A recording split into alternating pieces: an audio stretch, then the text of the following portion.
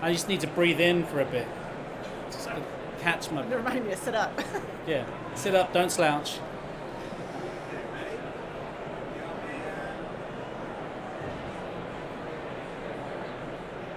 So, welcome to the inaugural ILTACON Live. My name's Ben Wightwick, and I've got Emily Colbert and Mike Dahn from Thomson Reuters. Welcome. Hi.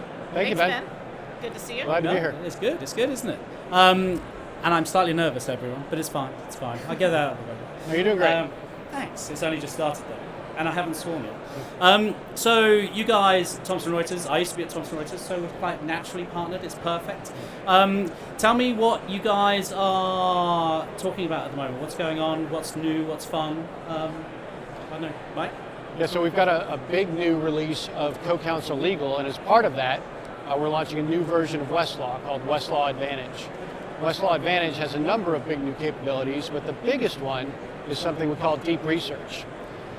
Many of our customers have used deep research with ChatGPT or Gemini or Grok or Claude or Perplexity, but the big difference between using deep research at one of those services and using it with Westlaw is that we have brought this iterative agentic process to legal research where our agents are instructed in the use of Westlaw's proprietary tool set, tools like the key number system, key cite, statutes annotations, precision research markup, etc.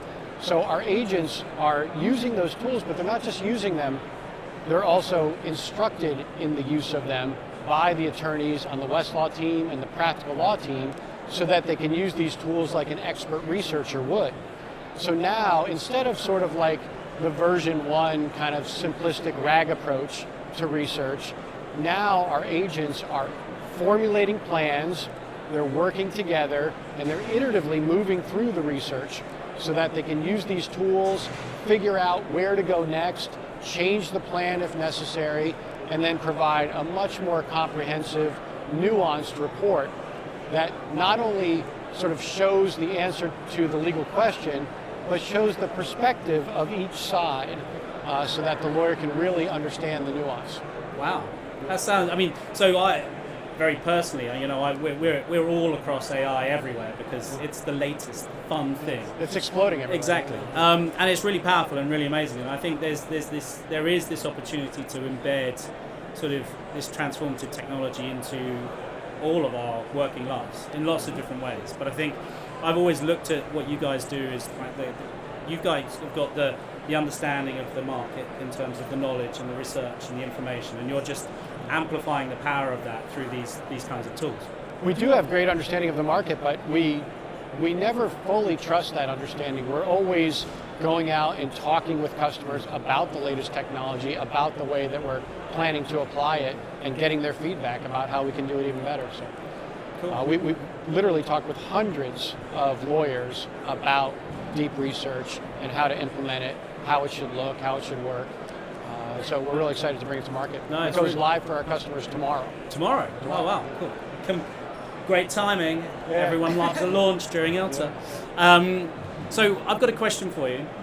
So I read a lot about sort of the market and like true agentic in its like autonomous form. Mm-hmm. So you're creating the building blocks of these tools, these little mini agents, and you're allowing them to work together collaboratively to solve the problem. Yes. How autonomous are they, or is it a layer of knowledge and orchestration and the autonomy of those things, or is it a combination at the moment? It is a combination. So it's not like they're fully autonomous where we say do whatever you want, however you feel like, so we're giving them a lot of instruction in terms of how to approach legal research problems, but they are autonomous. They can make decisions based on new information that they find in the research process. So there is autonomy built into the process. No, that's cool. I mean, I think that's, everything's moving at such a pace and everything's sort of running, and everyone's trying to keep up just with their understanding, let alone building it into products and services, particularly organizations like yours where you've got that deep research, you've got the products sort of baseline, but actually having been in worked inside a TR and working in where I now sort of work is being able to pivot quickly, lead and drive the industry forward it's a massive challenge. How do you achieve that? You know, because it's a big drive forward. We all have to move faster. I mean, AI is just exploding, and there's new changes every week, every day. You know, we're constantly seeing new technologies, new techniques, where we think, oh, that would be really good to look into. That could be really helpful for our customers. And so we're doing our best to keep up with it, to experiment with it, and then bring the latest, you know, to our customers. But it's a challenge. It's interesting with this one because we started probably with one of the hardest things to do agentically, right? With research itself. Yeah. You can, I mean, to actually do it and get good results and trusted results and build the proprietary tools to go with Westlaw. It's not the easiest place to start, but as Thomson Reuters, it made sense for us to start where that's our strength and that's our history, and we have all of those unique capabilities in Westlaw. And then what I get super excited about is we've already built it into Co-Counsel Assistant. Yeah. So, you know, you can do deep research now from within Co-Counsel, along with, we also launched a lot of new workflows, and to me, an amazing next step is being able to now, as you're doing work in Co-Counsel, call on the deep research agents to fuel that work. And we already showed some sneak peeks to talk about moving fast, right? So we just did a big launch of Co-Counsel Legal. We launched all of these agentic guided workflows. We launched deep research. And then in the session we're having in our suite, I'm showing a sneak peek up to agentic orchestration of Co-Counsel itself coming down in the next couple of months. So it's, you know, it's just constantly, I mean, it makes it so fun to be in development, but it's, here's our launch, and here's where we're headed next. And here's the next thing, here's the next thing. Yeah, and then it will change before you get there. Yeah. Which keeps us all... I think that's the challenge for providers, but also the buyers of technology is change has always been constant. It's always that. Everyone says that, but ultimately, I've never seen this market change so much so quickly.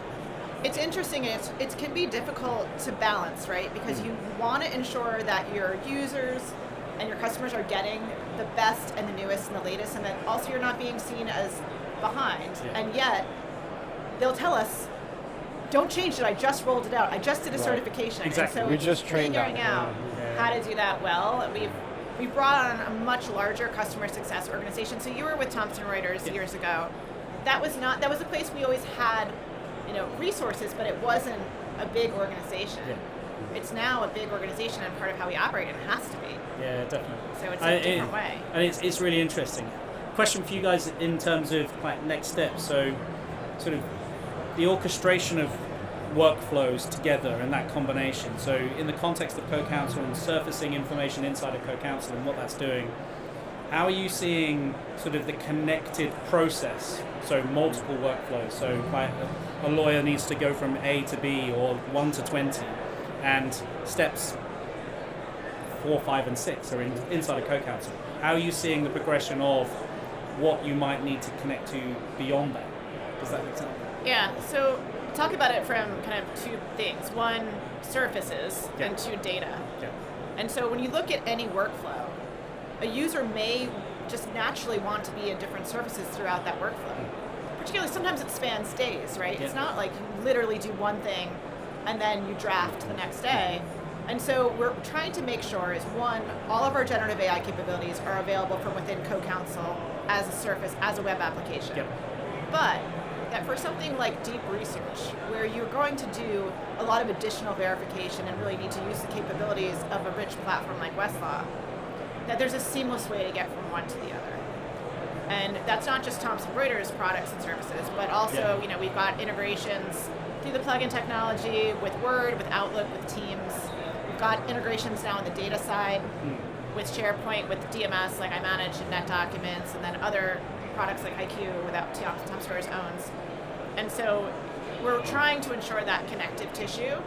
We have a head start in some ways because we do own a number of services that lawyers are working in today, but also not to be precious about it. And so Mike and I talk about, you know, the future, and we believe that Westlaw and Word and legal assistants like Co-Counsel will remain incredibly important.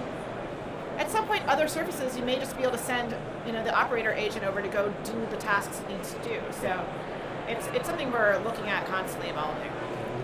from our background, that's where we see. So we don't have a digital assistant in the platform, but we have the idea of this concept of orchestration. So tying things together.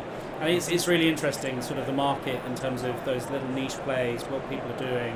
I think the organisation that is TR, with those different layers of lawyer work and platforms, bringing those together is really important. So I get that. Let's go back to ILTACON itself. Sure. So I'm going to do a quick round. So I've been to 12 ILTACONs now. I don't know how many you've been to, Mike. More than I can remember, so okay. I don't have a number. You beat me then. That's not good. I like winning, so okay. Emily? Yeah, so you beat me, but for sure. Okay. So I have been to only 3 ILTAs. Oh, wow. I know, it sounds crazy, right? So last year, my team went. I think I was on a family holiday, but the year before had been my first. Okay. And the reason really was, so before this, back then, I was working with practical law for many years. I joined Thomson Reuters for the practical law acquisition. Before that, I was an M&A lawyer, so not going to ILTA as an M&A lawyer. But with practical law, our customer base wasn't really here. Yeah, exactly. And while the buyers may be here, they were buying practical law together with Westlaw, and it wasn't really a rich kind of customer environment for me. Yeah. So it was really just would have been coming from my own excitement, which would have been worth it. Thomson Reuters probably wasn't going to send me just for that.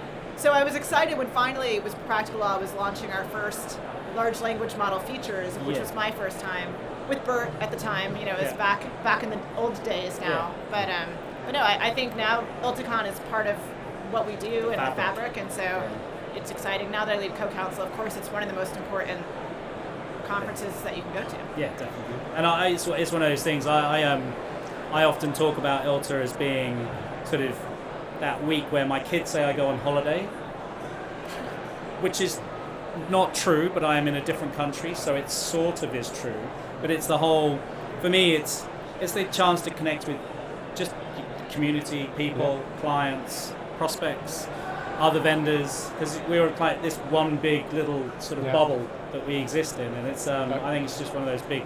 Yeah, it's a great place to connect. Yeah, definitely. Yeah, I was telling someone at dinner last night. So my first ILTACON, my favorite venue was in Vegas. Not my favorite because I love Vegas, I actually don't. But at the place where we had ILTACON, there was also a psycho death metal convention going on, which led to just amazing people watching. Yeah. And to see the legal tech folk get together with the death metal. Well, was pretty special. That's just what ILTA's about, I mean, so what's your favorite ILTA location of where you've been so far? So if you've done here, you've done Nashville. Yeah. Vegas made it different in kind of a fun way. Yeah. But this is easier for me. I live on the East Coast. There you go. I kind of like mixing it up, right? Yeah. No, I think that's a good thing. I tend not to go outside the conference, so it's like it always feels the same because in location-wise, because I'm always in a hotel or conference rooms and that sort of thing. But Nashville's great, and DC's great. So my favorite's Nashville. I'm going to say that out loud, only because I am on holidays, so I like to go to see the music and also work hard and do all of that stuff. But I spend the week sort of burning the candle at both ends. So that's what I do. Guys, thank you very much for taking the time. It's been a real pleasure to chat to you about sort of the latest and greatest, what's going on. I sort of do miss being in TR a little bit. Well, come back anytime. Yeah, thank you. But I think it's one of those things. You guys are doing great stuff, and it's really, as you said earlier, it's that the pace of change is real, and you guys are leading that, and it's great to see. So, thank you, Ben. No, thank you very much. Yeah, it's thank been you. fun. Great to Thank see you, you guys. again. Thank you. Turn to the camera.